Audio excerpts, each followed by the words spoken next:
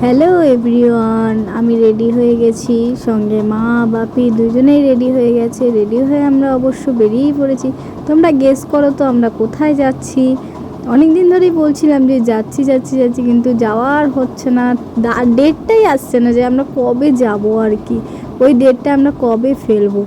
তা সব ফাইনাল হয়ে গেল যে এই দিনকে যাওয়া হবে এই জায়গাটায়। কিন্তু তোমরা একটু গেস করে নাও, ভিডিওর মধ্যে তো আছেই যে আমি কোথায় গেছি, তোমাদের আমরা ক্লিপ করে তুলে তোমাদেরকে আমরা শেয়ার করেছি, কিন্তু তাও তোমরা একটু নিজে থেকে গেস করো কোথায় যাচ্ছি আমরা।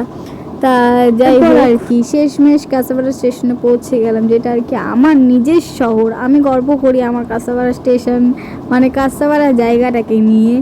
তা আমরা সিঁড়ি দিয়ে উঠে গেলাম, সব ফ্যামিলি এক জায়গায় হয়ে নিলাম। ওরা যেহেতু কাঁচাপাড়া স্টেশনে ছিল, আর আমি বাপি মা তিনজনে আলাদা করে গেছিলাম, ওরা আগে চলে গেছিলো, গিয়ে টিকিট কেটে নিয়েছে। তা আমরা গিয়ে মিট করে নিয়েছি কাঁচাপাড়া স্টেশন থেকেই।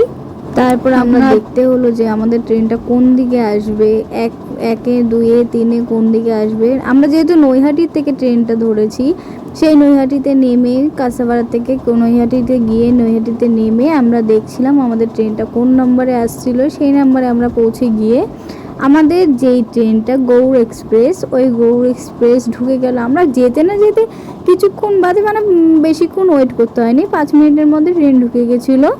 তারপরে আর কি আমরা উঠে গেলাম ট্রেনে।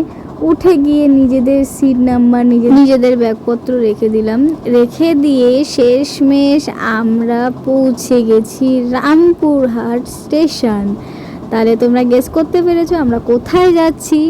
শেষমেশ আমরা রামপুরহাট স্টেশনে বাইরে চলে আসলাম, যে আমরা অটো টোটো যাই হোক না কেন ওখান থেকে আমাদের ধরতে হবে। তোমরা দেখো কত ভিড় এখানে, মানে কত লোক। আমরা এসে পৌঁছেছি 3:30 খুব জোর হবে, 3:30-র মধ্যে আর কি ওখানে আমরা ঢুকে গেছি।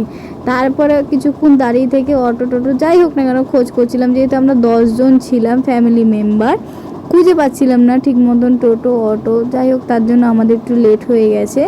তা আমরা উঠে পড়েছি অটোতে, দেখতে পাচ্ছ তোমরা। তা উঠে পড়াতে আমরা বেরিয়ে গেলাম কিসের খোঁজে, তারাপীঠের খোঁজে।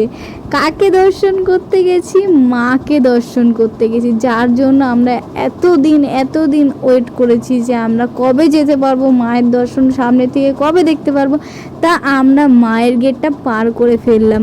এবার আমরা পৌঁছে গেছি তারাপীঠ। পৌঁছে যাওয়ার পর হোটেল খোঁজার সময় আমার শ্বশুর মশাই, মানে আমার বাবা মশাই আর কি, কুলি ভাইয়া সেজেছে ব্যাগ মাথায় নিয়ে, আমার বর যে কিনা ও আর পারছে না, পুজো হয়ে গেছে, এমনি তোর শরীরে কোনো মাংস নেই দেখলেই হাসি পাচ্ছে, এতগুলো ব্যাগ সামলাতে পারছিল না। শেষমেশ আমি আমার মায়ের কাছে পৌঁছাতে চলেছি, আমার মায়ের কাছে আমি দর্শন করতে চলেছি, মায়ের মন্দিরে প্রবেশ করতে চলেছি। তো গাইস বিশ্বাস করতে পারবে না, মায়ের মন্দিরে যখনই প্রবেশ করতে যাচ্ছি, মানে উঠবো আর কি, মন্দিরের সিঁড়ি পার করছি, আমার মনটা না যত মানে এগোচ্ছি মায়ের কাছে প্রবেশ করছি, তত আমার মনটা হালকা হতেছিল। মানে আমি বুঝতে পারছিলাম না যে এরকম ফিলিংসটা আমার কেন হচ্ছে। চারিদিকে এত লোক, মানে একটা জায়গায় দাঁড়ানো স্থিরভাবে, মানে সেই জিনিসটা আমাদের হচ্ছিল না। তা আমরা হোটেলের খোঁজ নিয়ে আমরা ফ্রেশ হয়ে হোটেলে আমরা ঢুকেছি 5টার সময়, ঢুকে ফ্রেশ হয়ে সবাই স্নান টান করে নিয়ে মায়ের কাছে আমরা প্রবেশ করে নিয়েছিলাম। আমরা কি করেছি, সকালবেলা পুজো দিয়ে নিয়েছিলাম, কারণ যেহেতু এত লাইন দিয়েছিল মানে কোটি মানুষ দাঁড়িয়েছিল লাইনে। তারা সবাই দেখতে পেয়েছে কিনা, মায়ের দর্শন পেয়েছে কিনা আমি জানি না ঠিক, কিন্তু গাইজ বিশ্বাস করতে পারবে না, এত ভিড় অবশ্য তোমরাও তো দেখতেই পাচ্ছ, আমি তো ভিডিওর মধ্যে শেয়ার করেছি যে কতটা ভিড় হতে পেরেছে। আর আমি যতটা চেষ্টা করার ভিডিও করেছি, আমার ওপর তো প্রবীর চিল্লাতেই রয়েছে যে তুই নিজের খেয়াল রাখ, তুই ভিডিও তো পরেও করতে পারবি। এত ভিড়ের মধ্যে আমাকে ঠেলে আমি সামনে আগাচ্ছি, আমাকে পেছনে নিয়ে চলে যাচ্ছে। গাইজ বিশ্বাস করবে না, এত ভিড় ওই জায়গায়। তা যাই হোক, আমরা সামনে গঙ্গা মানে পুকুরটার সামনে আর কি যাচ্ছিলাম, যখন এটা গঙ্গা না পুকুর হবে, হয়তো পুকুরই, যেহেতু আমরা অতটা যেতে পারি না, ওদিকটায় ভীষণ ভিড় ছিল। আমরা দিনের বেলা পুজো দিয়ে, গাইস বিশ্বাস করতে পারবে না, দিনের বেলা 10টা সাড়ে 10টায় পুজো দিয়ে আমরা মায়ের দর্শন পেয়েছি রাত্রি 11টার সময় মায়ের দর্শন পেয়েছি। তোমরা তাহলে ভাবতে পারছো তখনই মানে এত ভিড় ছিল, তখনও আমরা মানে যে মায়ের দর্শনটা যে কি কষ্ট করে পেয়েছি ভাবার মতন না। তা মায়ের আমি মানে এতটাই দুঃখিত, মায়ের একটা ফটো পর্যন্ত আমরা তুলতে পারিনি, যেহেতু ওখানে আমাদের অ্যালাউ করছিল না ফটো তুলতে গেলে আমাদের হয়তো আলাদা কোনো মানে কি বলবো চার্জ দিতে হবে, এমন একটা জিনিস হয়ে গেছে ওই জায়গাটা। তা আমি মায়ের ফটো চার্জ দিয়ে কেন দেখবো, তার জন্য গাইস ফটো তুলতে আমি পারিনি, দুঃখিত, এটাই আমার কষ্ট। তা অনেকক্ষণ ধরে মায়ের দর্শন পাওয়ার জন্য বসে রয়েছি। দেখো গাইস কত ভিড়, মায়ের ওখানেও কত ভিড়। তা আমরা সকালবেলা পুজো টুজো দেওয়া হয়ে গেছে, আমরা হোটেলে গেছিলাম, গিয়ে একটু রেস্ট করে নিয়েছিলাম, যেহেতু সারা রাত্রি আমাদের ঘুম হয়নি। তারপর দেখো গাইস আমার দিকে কিভাবে তাকালো এই হনুমানটা, আমাকে এমন করে বলে তুই এবার রাখ ভিডিও করাটা এবার বন্ধ কর, তোকে না ঠেলে কোথাও নিয়ে যাবে, তুই আর আমাদের খুঁজে পাবি না, তুই এখন রাখ, তোকে আমি নিজেই সামলাতে পারি না, আবার তুই আবার আরেকটাকে সামলাচ্ছিস, মানে ভিডিও করাটাকে আর কি বলছে গাইজ। তারপরে আর কি এত গরম পড়েছিল সেদিনকে, আর পাচ্ছিলাম না, শরীর ভেতর উসবুস করছিল। তা কোনো রকম ওখানে লুচি না পরোটা হবে যে কোনো একটা সামথিং, ওটা খেয়ে কোনো রকম সবাই মিলে হোটেলের দিকে এগোতে লাগলাম।